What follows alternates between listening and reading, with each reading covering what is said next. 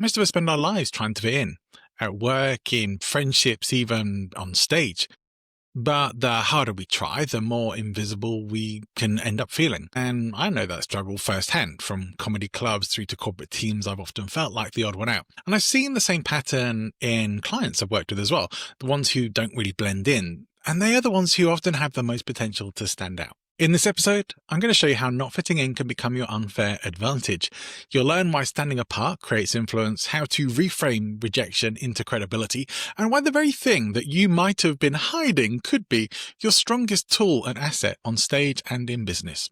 We're going to unpack real stories, look at the psychology behind belonging, and we'll finish off with practical steps to turn your outsider energy into a magnetic presence. I'm willing to bet you've had at least one, probably more, experiences in your life of feeling like you didn't belong somewhere or hadn't really fitted in. And for me, many of those, especially in childhood, I can think probably all the way back, some of my earliest memories were of times when I didn't really fit the mold and fit in with the other kids. I've always felt a little bit different. And those sorts of feelings can become particularly intense during our teenage years, undoubtedly, when the hormones are raging and what we want more than anything is for people to like us and for us to be popular. And if that's not really happening, it can be a very painful time, and often is for many teenagers. But it can show up many times in our adult life as well. Now, one example for me was through the latter part of my teen years, where I had this feeling of not belonging very intensely.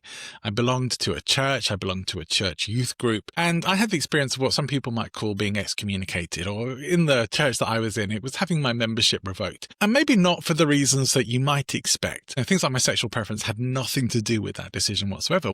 It was actually caused by me questioning the literal truth of the Bible in a Bible study group when I was I think I must have been about 15, 16 years old. One of the church elders was leading the study, and he absolutely believed in the literal truth of the Bible.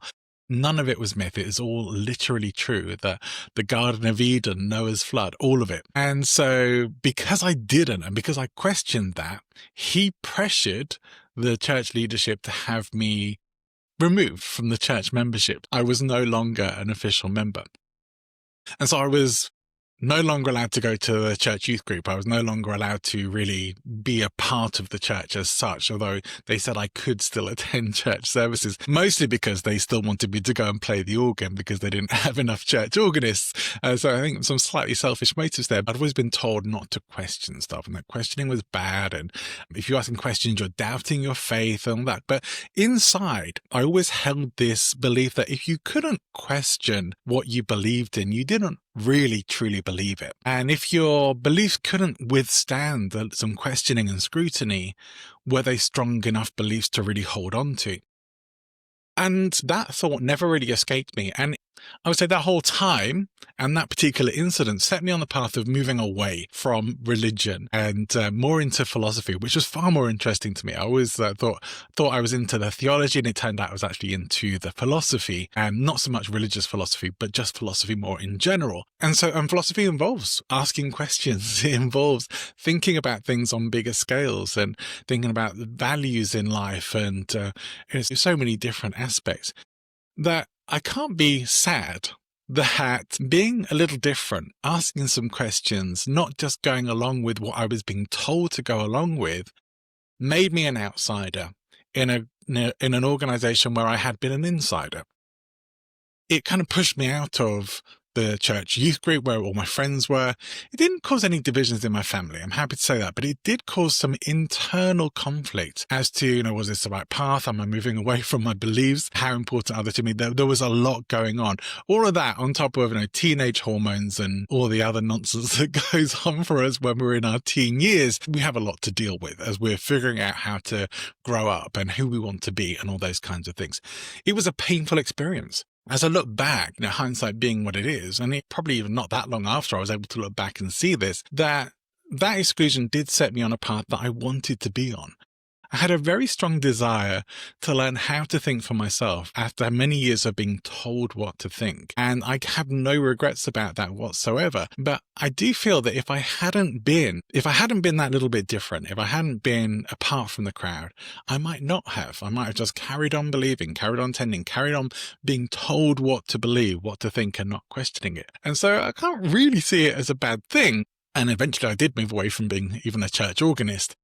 of just not wanting to go in there. So there was a big realization that happened for me in that time of recognizing that I wanted to be my own person. It was more important to me to be who I am than to be who other people wanted or needed me to be to fit into that environment. And I think many of us face those decisions on a regular basis. Do we show up in each situation as who we really are, or do we show up as who we think is acceptable or others want us to be, who we are supposed to be? I talked about professionalism in an episode a while back and how that can, for some people, end up being a prison for them, a costume that they put on, a way of showing up that limits them in many ways because they feel that they have to fit into this like archetype, this idea or concept of what a professional person is supposed to be like. And that means they end up squashing aspects of themselves or hiding thoughts away, keeping them, biting their lips, keeping their mouth shut when they really want to say something for the sake of fitting in or not rocking the boat and all those sorts of things. And certainly in my life, being someone who has been in circumstances where my sexuality has been an issue, being in circumstances where my lack of religious belief has been an issue and caused some difference and conflict and othering, it can feel very awkward, and we do have to make those decisions. Do we feel safe? Do we feel safe to be honest about what we really want to say? Do we have what we call the psychological safety to be able to say that? Or do we have at least a big enough value about staying true to our core self that we're not prepared to lie or not prepared to fake? We are going to say what we really want to say, what we really need to say, even if there might be some negative consequences attached to that. We have to make these calls all the time. I would say probably one of the times that I was most recently confronted with this was a storytelling competition. And me being the natural people pleaser in me, which I'm always trying to work to suppress, wanted the story that would please everybody, be relatable for everybody. And I just had to accept that that wasn't going to happen. Even if I tried to do that, that probably still wouldn't be the end result. I was far better to go for an authentic story that was true to me, might not even feel relatable for everybody, but for those who would, it would be really relatable and could really, hopefully really feel the same kinds of feelings. So I wanted to tell a story about my coming out and about having faced people being against me for who I am, for my sexuality. Someone even who was against me for my marriage and was trying to stop my parents attending my wedding. That whole story is online. If you want to see it, I'll put a link to it in the show notes so you can check it out. But the whole process of creating that story was confronting, because if I put this out, this is me putting out who I really am. And this is now even for future professional opportunities, there are people who may well see that who won't want to work with somebody like me just because of my sexuality. There will be people who don't approve, but there will also be people who either don't care or who do maybe approve, maybe love and accept, or maybe just are welcoming enough and diverse enough in their thought and opinions to not be exclusive of people and not to exile or push people out, but to say, no, we welcome the diversity. We may not always understand it and we may not always be able to relate to it personally, but we still welcome it and we welcome you and we accept you. That's a very powerful thing when we find it. So very often being excluded from the environments in which we are restricted and we can't fully be ourselves is a real gift, because it pushes us, hopefully at least, it pushes us to go and find the places where we are, where we will be welcomed, where we'll even be celebrated. And if you are not in those environments where you are being welcomed and celebrated, where you have the psychological safety to say what's really in your heart and to be who you truly are, then you need to go and find those. Now, undoubtedly, there are people who have trauma and mental health issues and maybe even other psychological challenges that might need a bit more than that. And that's okay. That's stuff to deal with separately, but I'm talking a little more generally here. The times in life where we just feel there's an aspect of us that doesn't really fit in. We think a bit differently. I would expect that neurodiverse people particularly feel this, because often they'll think about things a little differently and not relate to things in exactly the same way. And whilst that can be undoubtedly challenging, there's always gifts that can come from these things, gifts that can come from seeing things in a different way. So not fitting in ends up ultimately being an advantage. Your crowd, the people who like you and love you or can at least relate to your situation and to your experience, are going to do that and they're going to support it. And those who don't won't, and they're not your people. And we ultimately just have to accept that. And we should have some discernment and discrimination about when and where we use our superpower, if you like, our unfair advantage. I would say for speakers particularly, if you are trying to be an image rather than be a real person, you're always going to be playing make-believe. And as somebody who lived enough years of my life in the closet trying to pretend to be someone who I wasn't, so because I was so afraid of people seeing who I really was, I can tell you that that is a very uncomfortable place to be. Wherever your closet is, whatever the thing is that whatever the mask is that you have over your face is going to be uncomfortable. There's going to be pain for that. And you are going to pay. You are going to pay, probably with pain, probably with sadness, probably with feeling unfulfilled or unable to fully realize yourself for who you are, to live your truth. These things are so important. We're often so afraid of being excluded or exiled because we're different. And I think the fear of exile is very deep-rooted within us because in humanity's past, exile meant almost certain death, being cast out of a community or society. You would no longer have access to your resources, to food, to people, family, status. Everything you had would be gone, and you'd be out in the wilds with the wild animals and the bandits and all the uncertainty that goes with that. Some people might just make it through, but many people probably wouldn't. And so the fear of being exiled is a very real one. And even today, it does happen in certain situations where people can still be exiled from their families, from their communities, from the people they've been a part of because they're different, because they choose to live their truth rather than to try and fit in or hide who they truly are for the sake of the group. And in those circumstances, it can lead to severe sadness, depression, and worse. Let's be honest, it can lead to far worse things. So I guess I am encouraging you with this video to be true to yourself, to live your truth and speak and live from your heart, and to not hide the things that make you different to other people. Certainly, okay, sometimes there are things in people's lives that make them too different to ever be acceptable, and you probably know what those things are. And if that's something you're dealing with, this is not what I'm talking about here. I'm talking about quirky personalities, maybe some eccentricisms, maybe being a very musical or arty person in a family of scientists makes you very different and hard to relate to. There are so many times, maybe not being of the same religion as other people, or maybe even being a religious person in a non-religious environment. There are ways that you could end up feeling othered or judged negatively because of things that you hold true. But staying true to who you are is going to be much better for you, because the friends you have, the people who love and care for you, will genuinely love and care for you for who you are. And the people that don't, even though that can be painful to be turned away by people who you want to love and care for you, ultimately we can find our family, we can find our tribe. We can find the people who we will fit with. We can find our audience. We can connect with them as well. So this is about vulnerability as much as anything else as well. This is about the ability to be vulnerable on stage. We don't have to show all aspects of our lives. We don't have to hang out all of our dirty laundry or tell people all our worst thoughts, fears, insights, actions, whatever. But we do have to be true to our own inner self, to our own values, if we're going to be relatable in any way. Otherwise, we end up just being an act. It's just a show. And if you just want to be a show person, and I say I've seen this in the personal development world, people who are just showmen or showwomen that don't have the depth. It's all superficial. They don't really have anything deeper to go into. And they're different people when you take them off the stage to who they are when they're on it. It's all a show. It's all fakery, smoke and mirrors. And if that's how you want to live your life and you can deal with that, then fine. Maybe you can take solace in that you're making money and people are being impressed by what you do. But at some point it will start to break down. At some point the toll of trying to be someone you're not is going to become too much for you. It's going to get in the way of a relationship. It's going to get in the way of relatability on more personal levels. It will interfere.